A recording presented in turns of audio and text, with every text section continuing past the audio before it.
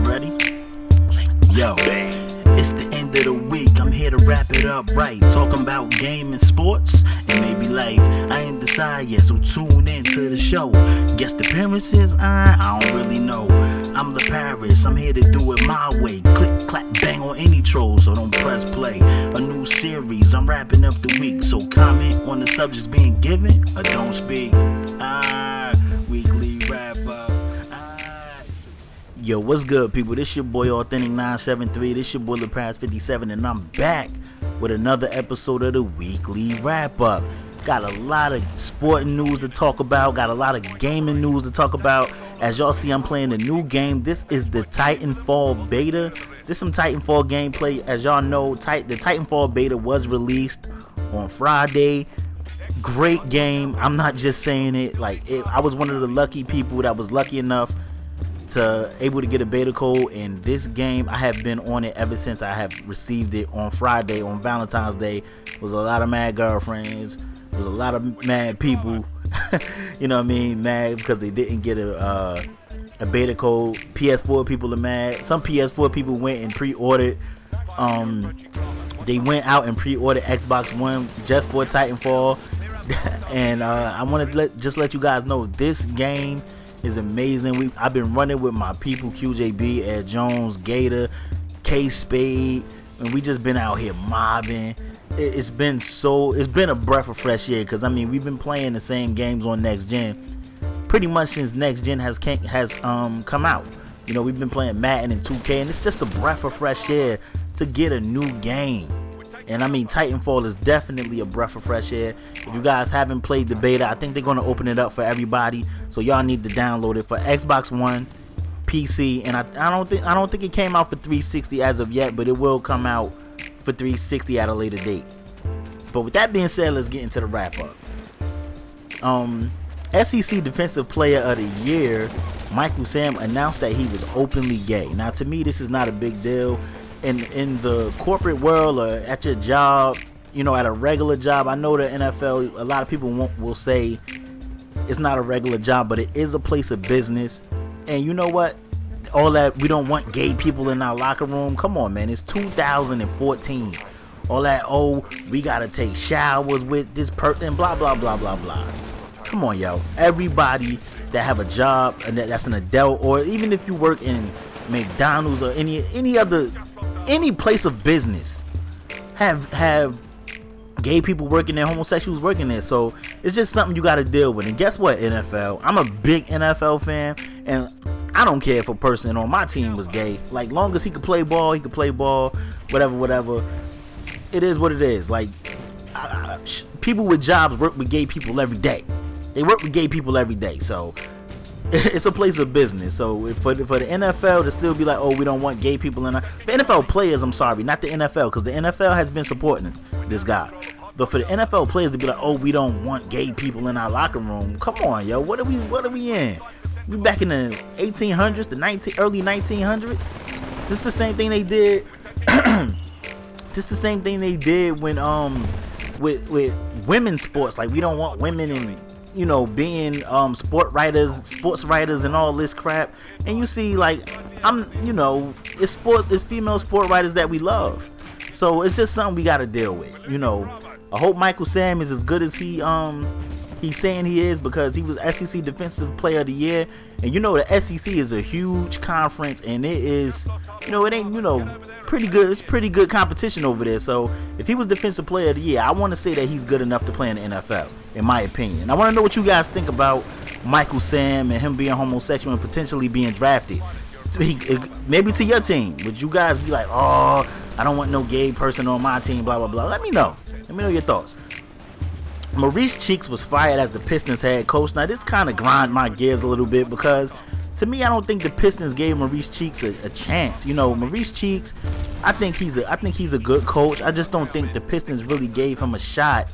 You know, they pretty much got a bunch of players from a bunch of different teams and just put them on the Pistons and said, okay, now go win us the division. Now, the Eastern Conference sucks, so they still had a shot to actually make the playoffs, but I just think they pulled the trigger on Maurice Cheeks too early. I want to know how you guys feel about Maurice Cheeks being fired.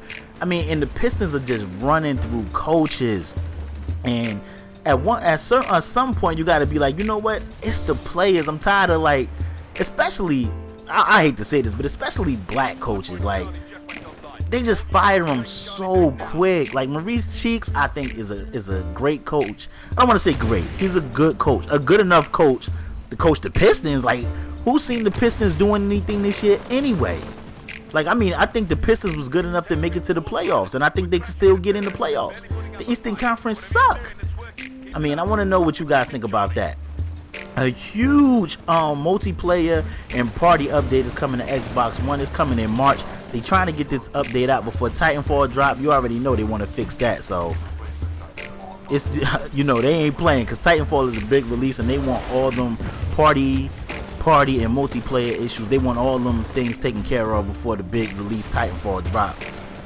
Brandon Wheaton wants to leave the Browns because he's on his third head coach in as many years. Come on, Brandon Wheaton. You of all people shouldn't be making any demands. You better be happy that you still have a job with the Cleveland Browns. You lucky they don't cut you. He talking about he want to leave. He put in a request for a trade. He has some nerve, like he was out there threading up defenses and shredding secondaries. Come on, Brandon Wheaton, you know better. Like, you should know better.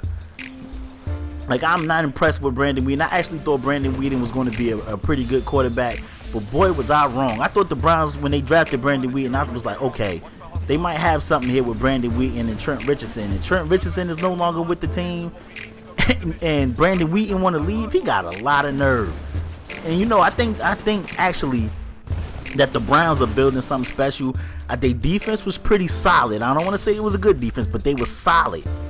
You know, they just couldn't score any points because they didn't have a QB. Jason Campbell, he's done. Like, let's call it what it is. I think they got Hoyer. I think Hoyer pretty much did he did a decent job, but to me, he's a career backup. Like, he's a good backup for the Browns. Excuse me. To me, he's a good backup for the Browns.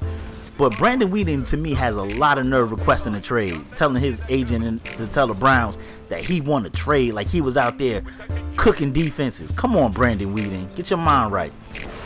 LeBron James said that when it's all said and done, he will be on the Mount Swishmore of basketball, and the four that he has up there is Jordan, Magic, Bird, and the Big O. A lot of people will be dissing Kareem Abdul-Jabbar, leaving Kareem off the best players in the NBA list, because the Kareem Abdul-Jabbar had one of the most unstoppable moves ever. That hook shot, which a lot of people still don't do, excuse me, was just an unstoppable move, and they be playing Kareem out, man. And the Big O, I don't know if he deserved to be in the top 4. He did average a triple-double. I mean, he was a beast, don't get me wrong. He was an absolute beast, but I don't know if he deserved to be on the Mount Rushmore of basketball. Jordan definitely. I can't remember the guy's name, but one of the commentators on SportsCenter said Jordan should be at the top, and then the next tier, it should be like a next tier. Like, Jordan should be like the almighty, and then it should be a tier below Jordan. And I kind of want to agree with that. I want to know what you guys think. Do you think LeBron James will be good enough to be on that Mount Rushmore of basketball when it's over? Let me know.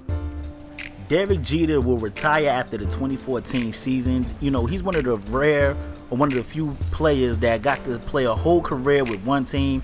He's a lifelong Yankee, and he will retire one. So I'm going to just say, I hope Derek Jeter has a great year in his final year with the Yankees. And, you know, maybe it could be a championship season. We'll have to see how it goes. Roger Goodell made $44 million last year as the commissioner of the NFL. God damn, that shit is crazy. I already know that the Tom Weiss Miami Dolphins investigation concluded this week. I don't really want to talk about that because it's just despicable and disgusting, and I don't know. It's nothing I wanted to talk about with Incognito and Jonathan Martin. And last but not least, the big news this week in gaming YouTube news. Your boy Authentic 973, your boy LePraz57 was initiated into the Full House. I'm ecstatic to be a member, so definitely go over there and subscribe to the channel. And you know, it's going to be a lot of great content coming soon. I'm your boy Authentic 973. I'm your boy LePraz57. Comment, like, subscribe. I appreciate it all, y'all. Y'all know how I end my shit.